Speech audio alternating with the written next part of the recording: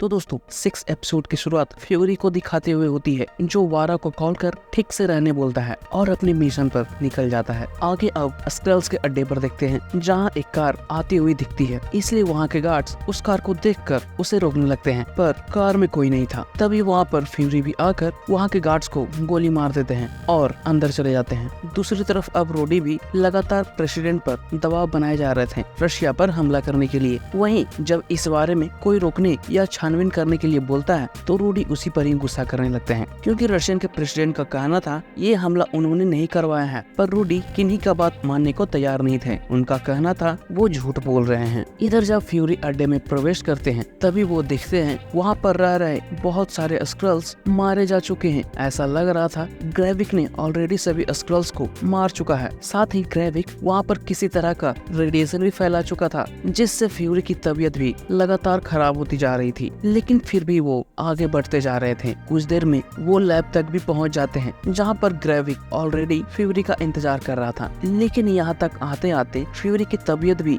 बहुत खराब हो जाती है। इवन जब वो गोलियां लेने की कोशिश करते हैं तो उनकी सारी गोलियां भी गिर जाती है। इसी के साथ अब फ्यूरी पूरी तरह से कांपने भी लगते हैं। वहीं पर हमें ये भी पता चलता है ग्रेविक ने इस वक्त जिस आदमी का रूप लिया था उसे ग्रेविक ने किसी मिशन के दरमियान मारा था। इसके बाद फ्यूरी ग्रेविक को बताते हैं कि कुछ ही सालों के खोजबीन करने के बाद उन्हें पता चल गया था ऐसे कोई ग्रह नहीं है जहां स्क्रल्स रह सकते हैं, इसलिए उन्होंने सोचा था कि स्क्रल्स को पृथ्वी पर ही रखेंगे, पर ऐसा वो नहीं कर सकते थे, क्योंकि उन्हें डर था पता नहीं इंसान स्क्रल्स के साथ एडजस्ट कर पाएंगे या नहीं। इसके बाद फिर ये भी बताते हैं कि उनका पृथ्वी पर आने का रीजन यही था कि वो ग्रेविक को सुधार सके, पर वो ऐसा नहीं कर सके थे और न ही अपने किए हुए प्रॉमिस को निभा पाए थे। इसलिए अब फ्यूरी डिसाइड करते हैं कि वो हार्वेस्ट ग्रेविक को ही दे देंगे। लेकिन बदले में फ्यूरी चाहते थे वो हार्वेस्ट लेकर किसी और ग्रह पर चले जाए, वहाँ किसी को भी वो मारे। फ्यूरी को कोई परवाह नहीं थी, बस वो पृथ्वी को छोड़ दे और अभी के अभी हम लोग को रोक दे। इसलिए अब ग्रेविक भी हार्वेस्ट को लेकर मशीन में डाल देता है। तभी वो दिखता है वो हार्वेस्ट प्योर एवेंजर्स की डीएनए ही थी। इसलिए अब ग्रेविक मशीन को ऑन कर अंदर चला जाता है, जहाँ पर फ्यूरी ऑलरेडी गिरे हुए थे।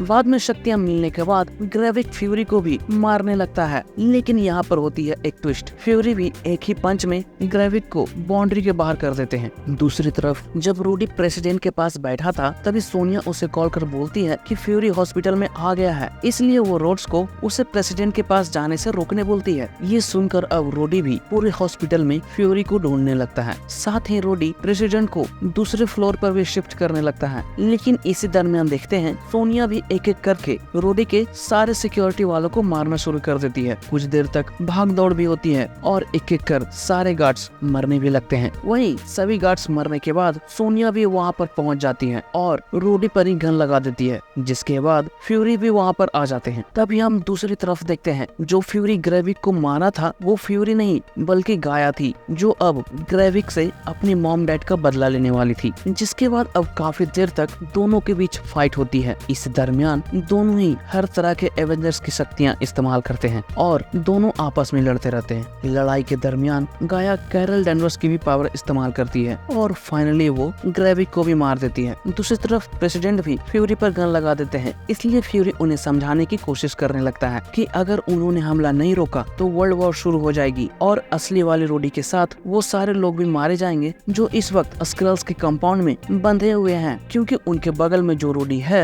वो रूडी नहीं बल्कि एक स्क्रल है। और इसी बात को यकीन दिलाने के लिए फ्यूरी सिर्फ प्रेसिडेंट को कहकर हमले को डिले करवाने बोलता है, जिसके बाद अगर फ्यूरी गलत निकले तो वो प्रेसिडेंट से खुद को मार देने भी बोलता है। ये सुनकर अब रूडी भी चुप नहीं रहते और सोनिया से गन छीनकर फ्यूरी को मारने लगते हैं, लेकिन इससे पहले ही फ्यूरी उसे गोली मार देते हैं। तभी प्रेसिडेंट भी देखते हैं वो एक स्क्रल है, जिसके बाद अब प्रेसिडेंट भी तुरंत ही कॉल कर हमले को रोक देते हैं। दूसरी तरफ गाया भी सभी लोगों के पास जाकर उन्हें आजाद कर देती है जिन जिन लोगों को ग्रेविक किडनैप किए हुए था। तभी हम देखते हैं वहाँ पर कर्नल रोड्स तो थे ही, साथ में वहाँ पर वो सारे लोग भी थे जो बड़े बड़े औहदों पर बैठे हुए थे, जिनकी जगह अब स्क्रल्स ले चुके थे। इसके बाद गाया सभी को कंपाउंड से बाहर भी निकालती है। दूसरी तरफ प्रेसिडेंट जेटसन भी सभी को मारने का ऑर्डर जारी कर देते हैं जो स्पीसीज पृथ्वीवासी नहीं है। जिसके बाद अब देखते हैं लोग स्क्रल्स को ढूंढ ढूंढ कर मारना भी शुरू कर देते हैं। ये देखकर अब सोनिया गाया से मिलने आती है और दोनों ही एक दूसरे का इस्तेमाल करने का डिसाइड भी करते हैं ताकि दोनों ही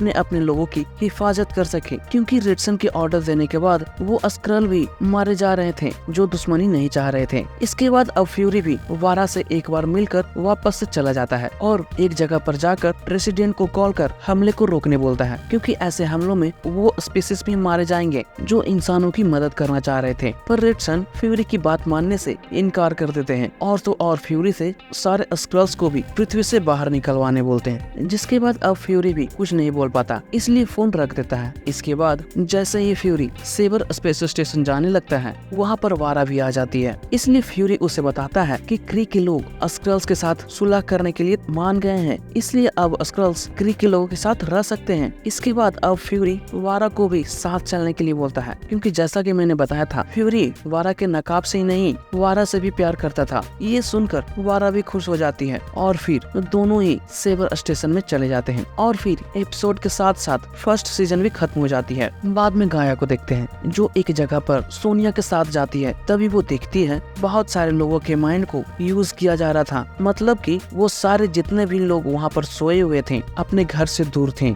और उनकी जगह सारे स्क्रल्स लिए हुए थे। तो दोस्तों ये देखकर अब हमें समझ आता है कि हो सकता है इसके आगे के सीजन्स भी आ सकते हैं। आपको आगे के सीजन्स का इंतजार रहेगा या नहीं, कमेंट कर जरूर बताना। मिलते हैं नए मूवी के एक्सप्लेनेशन के साथ। जय हिंद।